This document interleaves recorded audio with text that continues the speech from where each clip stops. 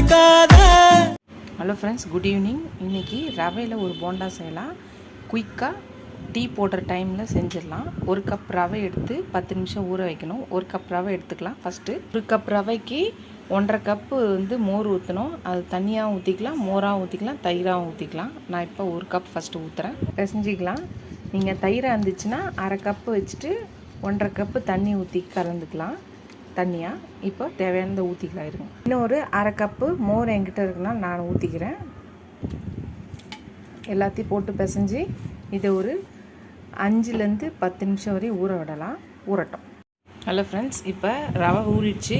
ஒரு 3 வெங்காயம் medium size பொடி அரிஞ்சிருக்கேன். 1 ஸ்பூன் சால்ட்டு, 2 சின்ன பச்சை மிளகா, பெருசாக இருந்தால் 1, அவங்கவுங்க காரத்துக்கு ஏற்ற மாதிரி. இஞ்சி கொஞ்சம் துருவி வச்சுருக்கேன். கொத்தமல்லி, கருவேப்பிலை எல்லாத்தையும் போட்டுக்கலாம்.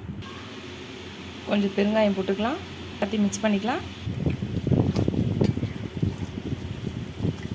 சப்போஸ் இது உங்களுக்கு பிசைய வரல, இதாகனா கொஞ்சம் தண்ணி தெளிச்சுக்கலாம். கரெக்டாக இருந்துச்சுன்னா ஓகே. போண்டா பதத்தில் இப்படி வந்துச்சுன்னா போதும். கடாயில் எண்ணெய் வச்சுருக்கேன். எண்ணெய் காஞ்சிச்சு, போட்டுடலாம்.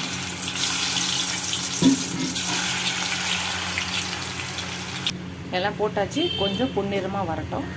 வெந்தோடனே எடுக்கலாம். அது வேகிறதுக்குள்ளே நம்ம ஒரு சட்னி அரைச்சிக்கலாம். ரவா போண்டாக்கு ஒரு 1/4 கப்பு தேங்காய் எடுத்துருக்கேன். அதுக்கு தேவையான உப்பு போட்டுக்கலாம். 3 காஞ்ச மிளகா போட்டுக்கலாம். காரத்துக்கு ஏற்ற மாதிரி கம்மியோ அதிகமாகவும் அவங்கவுங்களுக்கு தேவையானதை போட்டு அரைக்கலாம். கொஞ்சமாக உடச்சக்கடலை போட்டுக்கலாம், அரைக்கலாம். போண்டா 2 பக்கம் வந்துருச்சு, எடுத்துடலாம்.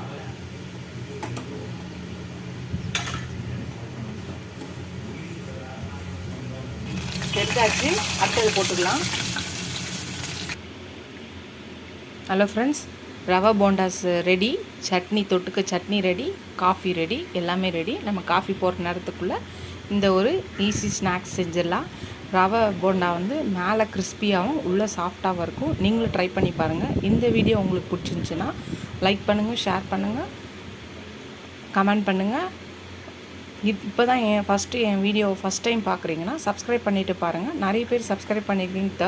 தேங்க்ஸ். இன்னும் சப்ஸ்கிரைப் பண்ணாமல் நிறைய பேர் பார்க்குறீங்க. கொஞ்சம் சப்ஸ்கிரைப் பண்ணிவிட்டு பார்த்தீங்கன்னா எனக்கு கொஞ்சம் என்கரேஜ்மெண்ட்டாக இருக்கும். இன்னும் நிறைய வீடியோஸ் போட ஹெல்ப்ஃபுல்லாக இருக்கும். தேங்க்யூ. அடுத்த வீடியோவில் பார்க்கலாம். இந்த வீடியோ இதோட முடியுது. Good evening. பாய்.